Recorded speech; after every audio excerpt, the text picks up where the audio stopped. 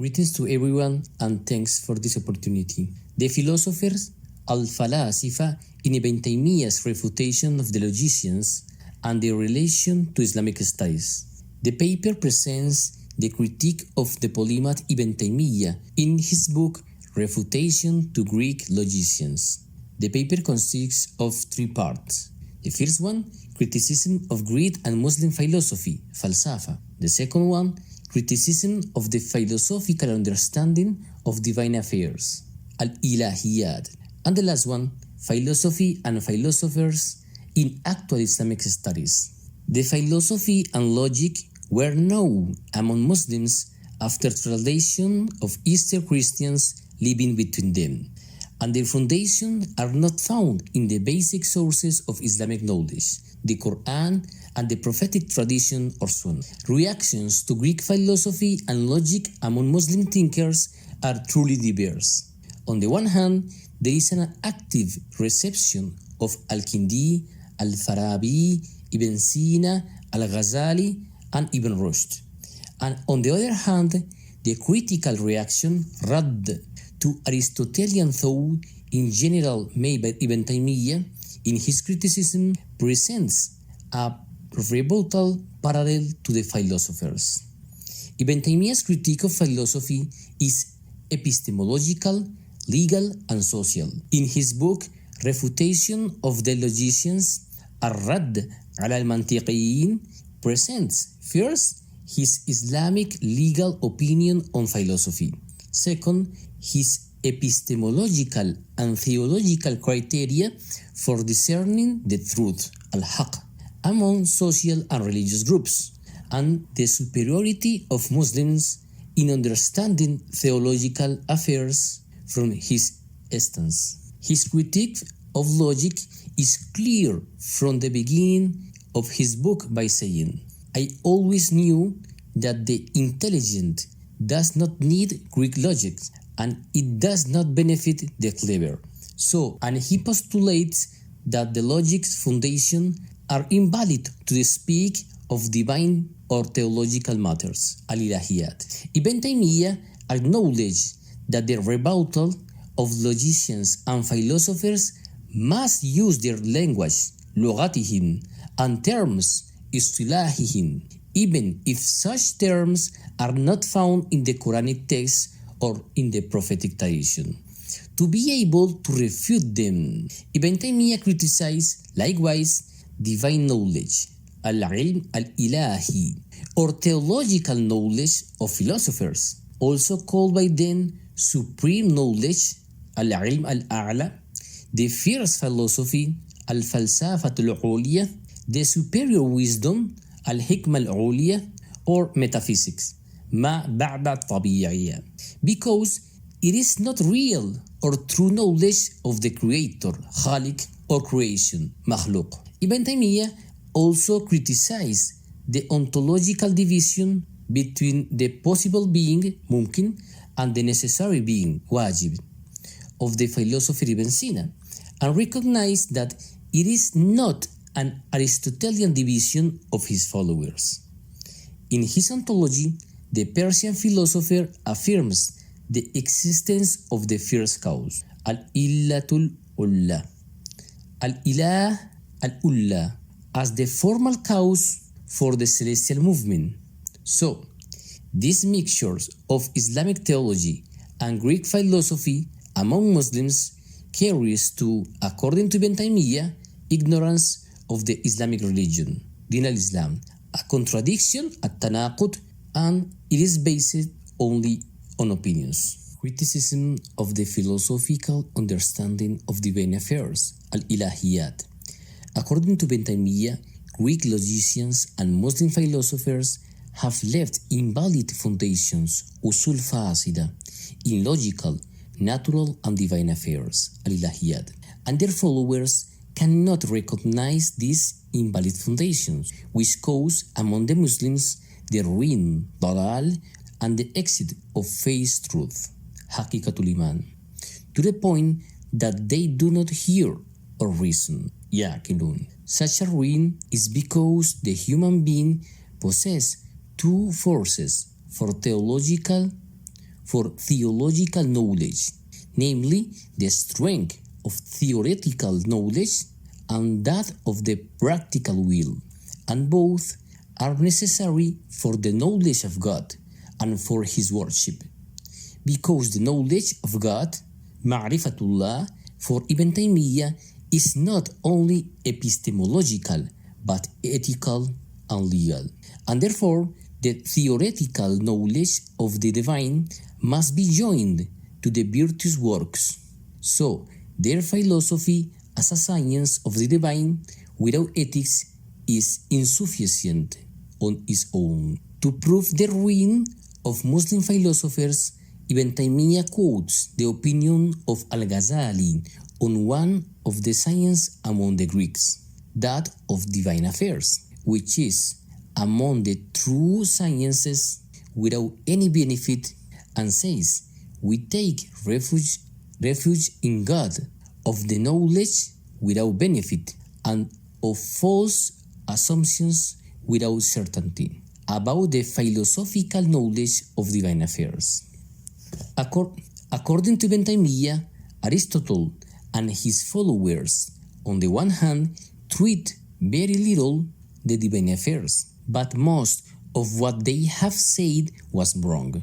On the other hand, Ibn Sina took from the Muslim theologians and mutakalimun and used Islamic legal terms to talk about the divine affairs beyond what previous Greek and Muslim philosophers said, through rules, qawaid, and sophistical approaches, muqaddimat, and not through discursive, dialectical, or probative procedures.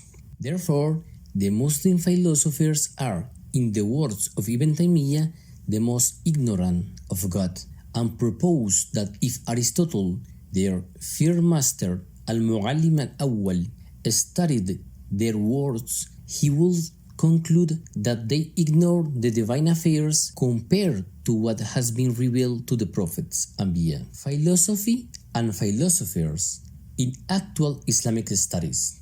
Ibn Uthaymeen, one Saudi scholar from the last century, was asked, is there a philosophy in the Islamic legislation, في الشريعة الإسلامية?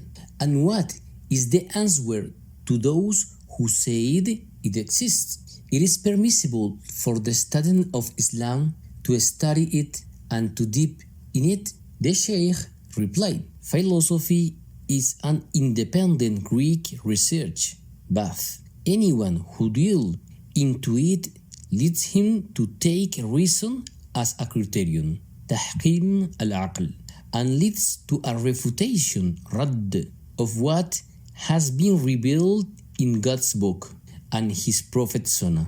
And philosophy exercised in this way is reprehensible, munkara.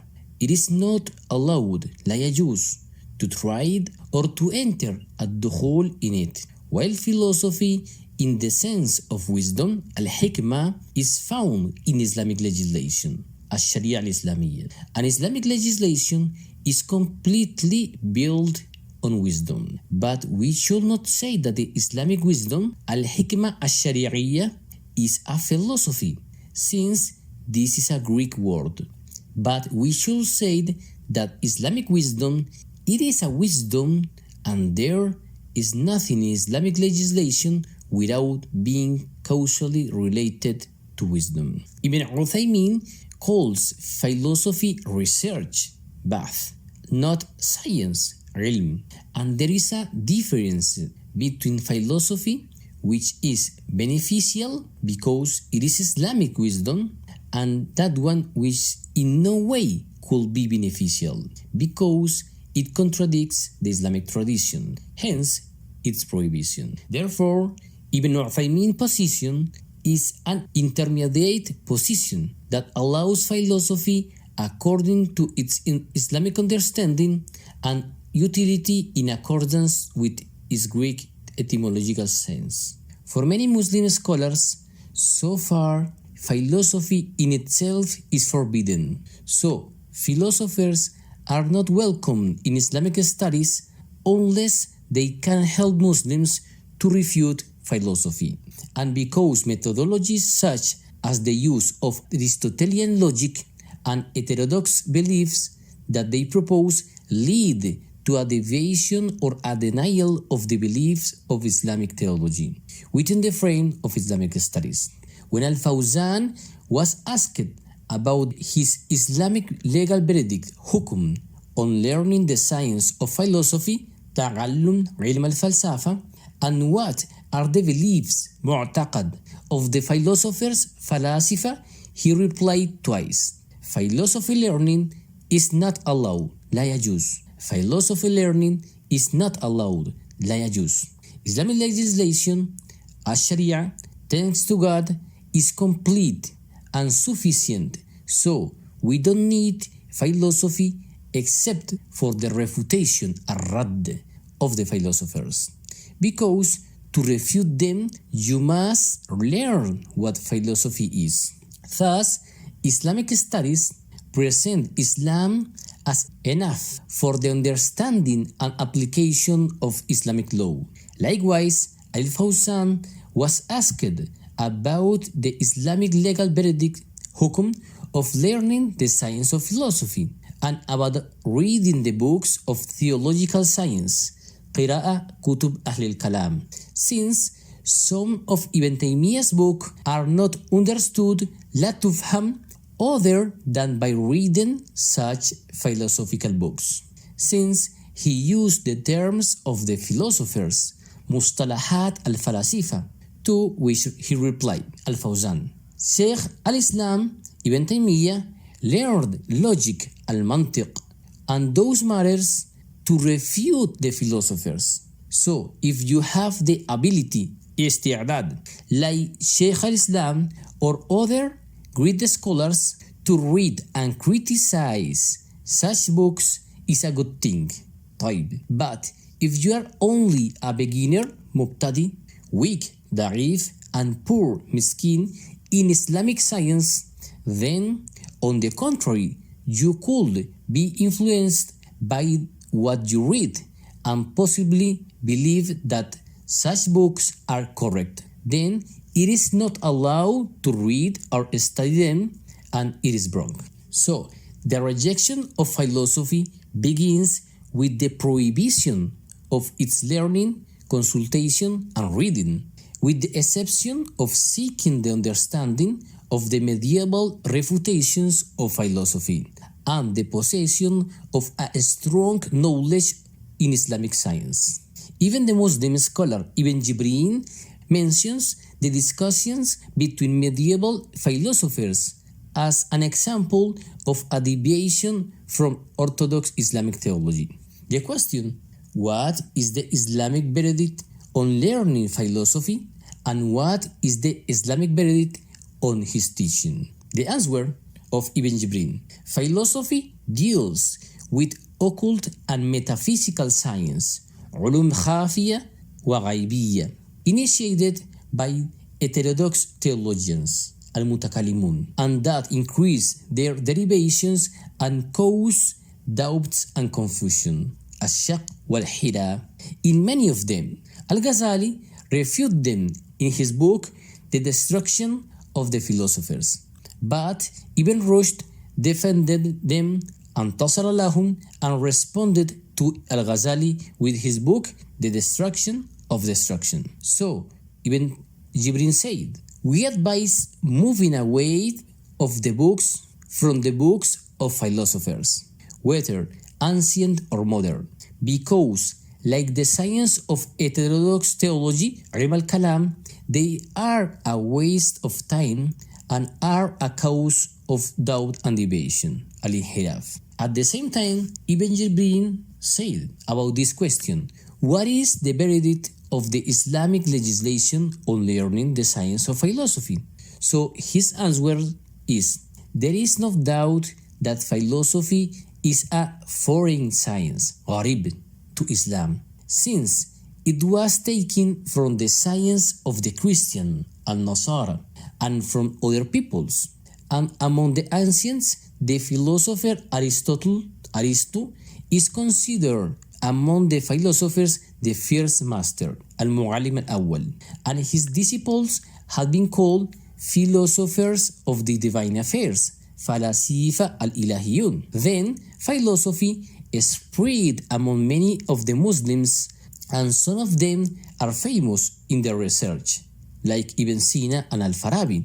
The second one is considered the second master, al-Mu'allim al-Thani. However, some scholars have allowed to study the principles, mabadi, of the science of philosophy only for general knowledge without delving into such science, for fear of posing it as false beliefs in the one who studied it.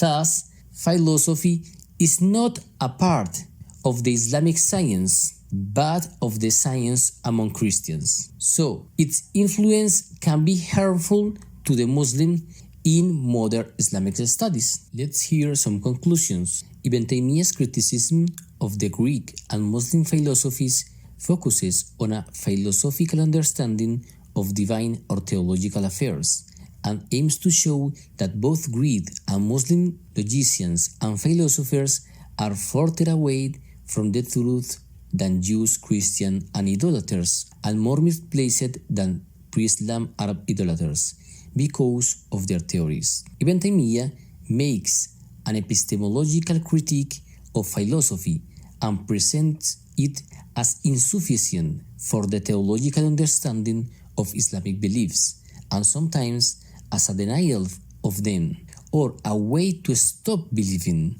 In turn, it includes an apologetical critique against idolaters, Jews, and Christians, typical of religious controversy, assuming in such texts that the errors and theological deviations of these religious groups are less than those of Greek and Muslim philosophy and logic, but sufficient to lead to an epistemological, religious, and social rejection of Greek philosophy and logic and their reception among Muslims. Ibn Taymīyah's criticism of logic and philosophy in general includes implicit use of both and, at the same time, explicit use of logical arguments and philosophical concepts, along with the theological explanation from the Quranic text, the prophetic tradition, and the Islamic epistemology. Thanks a lot.